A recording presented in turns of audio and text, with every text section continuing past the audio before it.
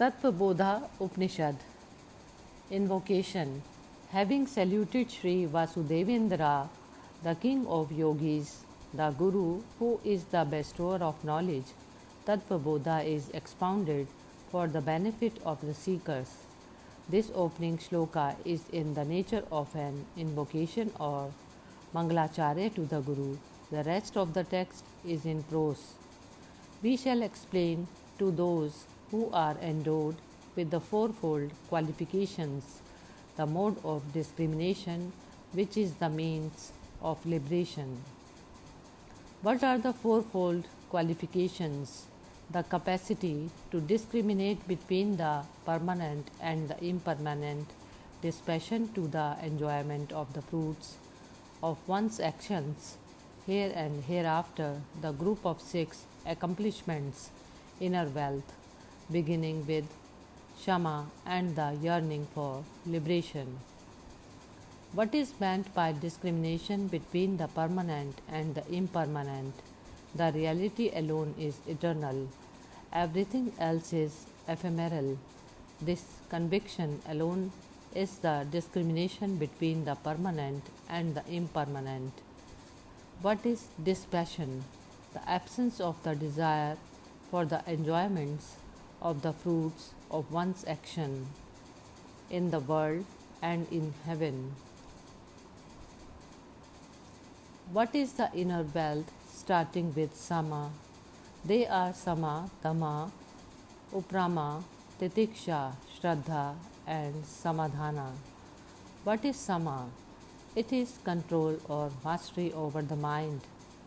What is Dhamma? It is the control of the external sense organs such as the eyes, etc. What is Uprama or Apravarti? It is the strict observation of the one's own dharma duty. What is Titiksha? It is endurance of heat and cold, pleasure and pain, etc. What is the nature of Shraddha? Faith in the words, etc. of the Guru and Vedanta scriptures is Shraddha. What is Samadhana? It is the single pointedness of the mind. Mumukshutvam kim? Moksho me vyat iti ichha etat sadhan chatushtayam tat tattva vivekasya adhikarano bhavanti. What is mumukshutvam?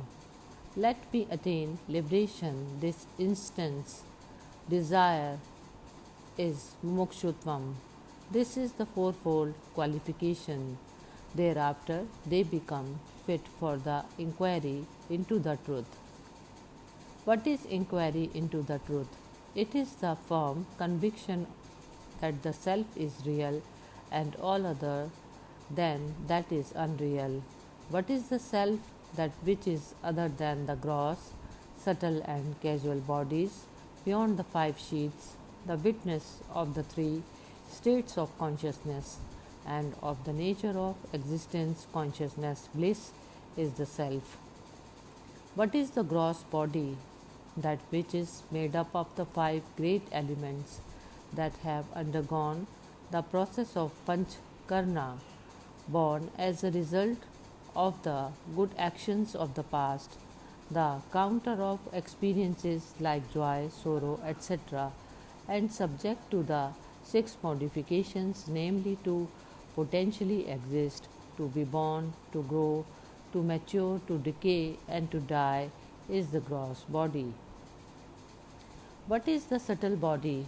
That which is composed of the 5 great elements which have not undergone grossification, born of the good actions of the past, the instrument for the experience of joy, sorrow, etc., constituted of 17 items, namely the 5 sense organs of perception, the 5 sense organs of action, 5 pranas, the mind and the intellect is the subtle body. The 5 sense organs of perception are the ears, skin, eyes, tongue, and nose. The presiding deities of the sense organs of perception are space of the ears, air of the skin, the sun of the eyes, water of the tongue, and the Ashwini Kumaras of the nose. The field of experience of the sense organs of perception are cognition of sound for the ear, cognition of touch for the skin, cognition of sight for the eyes, cognition of taste for the tongue, and cognition of smell for the nose. The five sense organs of action are speech, the hands, the legs, the anus, and the genitals. The presiding daityas of the organs of action are Agni, fire of speech, Indra of the hands, Vishnu of the legs, Yama of the anus, and Prajapati of the genitals. The function of speech is to speak, that of the hands, to grasp things, of the legs, locomotion, of the anus, elimination of waste, and the genitals, pleasure, procreation.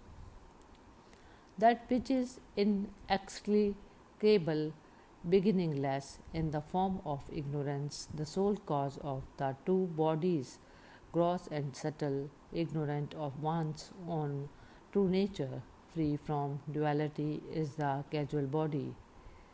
What are the three states? They are the waking, dream, and deep sleep states.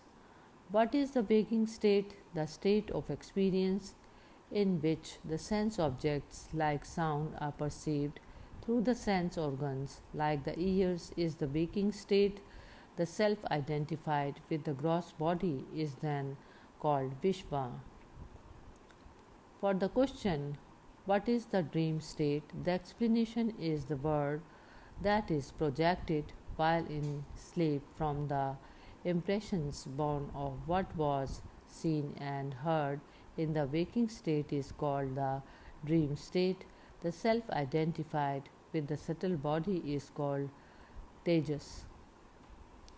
Then, what is the deep sleep state? That state about which one says later, I did not know anything, I enjoyed a good sleep, is the deep sleep state. The self identified with the casual body is called Prajna. What are the five sheets? They are Anmaya, Pranmaya, Manomaya, Vigyanmaya, and Anandmaya. What is Anmaya Kosh?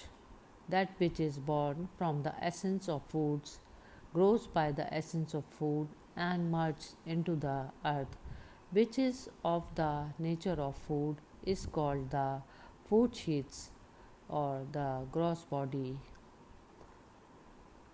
What is Pranmaya Kosha? The five psychological functions like prana, etc., and the five organs of action like speech, etc., together form the vital air sheaths. What is Manomaya Kosha? The mind and the five sense organs of perception together form the mental sheaths.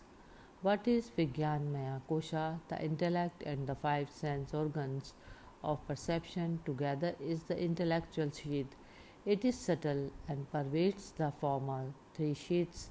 It controls the other three. It constitutes the intellect and the five senses organs or perception. The five senses are common to both the mental and the intellectual sheaths, as perception involves both the mind and the intellect. What is Anandmaya Kosha? Established in ignorance. What is of the form of the casual body of impure nature, united with thoughts like Priya, etc., is the bliss sheath. These are the five sheaths. Just as bangles are earrings, house, etc., known as mine, are all other than knower me, so too the five sheaths, etc., are known by the self as my body, my pranas, my mind, my intellect, and my knowledge, and are therefore not the self. Then, what is the self? It is the nature of existence, consciousness, bliss. What is existence? That which remains unchanged in the three periods of time, past, present, and future, is existence. What is consciousness? It is of the nature of absolute knowledge. What is bliss? It is of the nature of absolute happiness. Thus, one should know oneself to be of the nature of existence, consciousness, bliss. Now we shall explain the evolution of the 24 factors. Depending on Brahman, Maya exists, which is of the nature of the three qualities of Sattva, Rajas, and Tamas. From that Maya, space was born, from space, air, from air, fire, from fire, water, from water, earth. Among these five great elements, out of the sattvic aspects of space, the organ of hearing, the ear evolved. From the sattvic aspect of air, the organs of touch, the skin evolved. From the sattvic aspect of fire, the organs of sight, the eye evolved. From the sattvic aspect of water, the organ of taste, the tongue evolved. From the sattvic aspect of earth, the organ of smell, the nose evolved. From the total sattvic aspect of these five elements, the inner instrument of the mind, intellect, ego, and the memory are formed. The mind is of the nature of indecision, the intellect is of the nature of decision, the ego is of the nature of the notion of doership, memory is of the nature of thinking or recollection. The presiding Daitya of the mind is the moon, of the intellect Brahma, of the ego Rudra, and the memory Vasudeva. Among these five elements, from the Rajas aspect of space, the organ of speech is formed. From the Rajas aspect of air, the organ of grasping, the hands are formed. From the Rajas aspect of fire, the organs of locomotion, the legs are formed. From the Rajas aspect of fire, water, the organ of procreation is formed. From the Rajasic aspect of earth, the anus is formed. From the total Rajas aspect of these five elements, the five vital airs, pranas, are formed. From the Tamas aspect of these five elements, the grossified five elements are born. If it is asked how the Panchkarna takes place, it is as follows. The Tamas aspect of each of the five elements divides into two equal parts. One half of each remains intact. The other half of the each gets divided into four equal parts. Then to the intact half of the one element, 1/8 portion from each of the other four elements gets joined. Then Panchkarna is completed. From these five grossified elements, the gross body is formed. Thus, there is identity between the microcosm and the macrocosm. The reflection of Brahman, which identifies itself with the gross body, is called the Jiva. This Jiva by nature takes Ishvara to be different from himself or herself. The self conditioned by ignorance, Maya, is called Ishvara. So long as the notion that the Jiva and Ishvara are different remains, which is due to the difference in the conditioning, till then there is no redemption from samsara, which is of the form of repeated birth, deaths, etc. Due to that reason, the notion that the Jiva is different from Ishvara should not be accepted. But the Jiva is endowed with ego and his knowledge is limited, whereas Ishvara is without ego and is omniscient. Then how can there be identity as stated in the Mahãvakya that thou art between these two who are possessed of contradictory characteristics? If there is such a doubt, no, it is not so. That literal meaning of the word thou is the one identified with the gross and subtle bodies.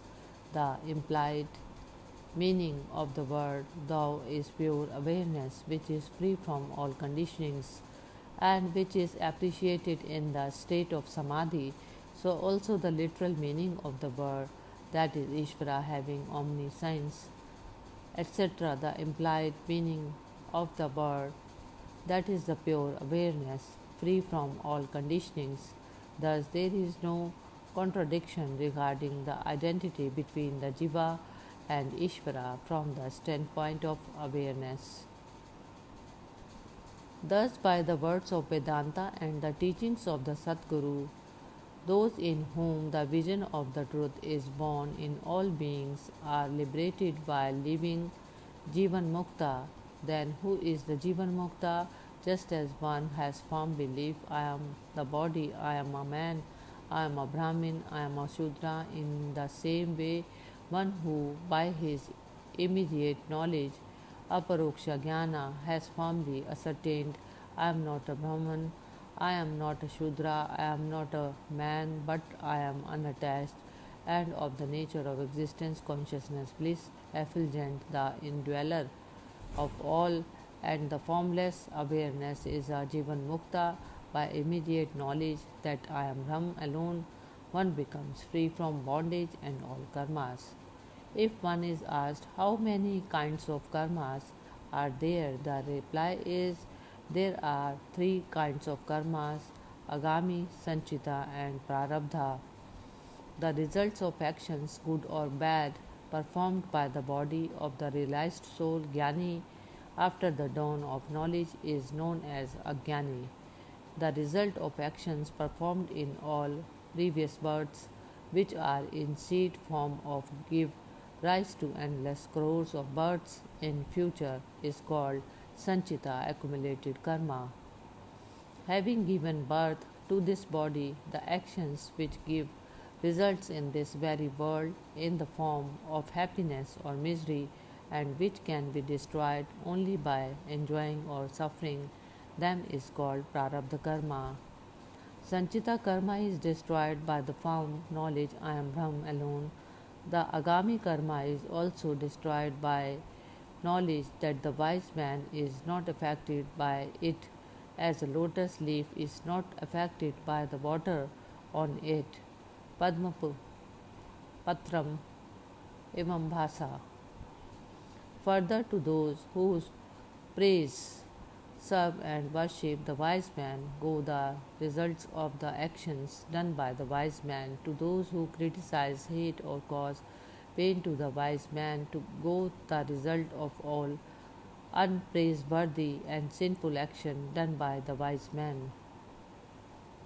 Thus, the knower of the self, having crossed samsara, attains supreme bliss here itself. The Shruti affirms the knower of the self goes beyond all sorrow. Let the wise man cast off his body in Kashi or in the house of a dog eater. It is immaterial because at the time of gaining knowledge itself, he is liberated, being freed from all the results of his actions. So asserts the Smritis too. Hari Om Tat Sat.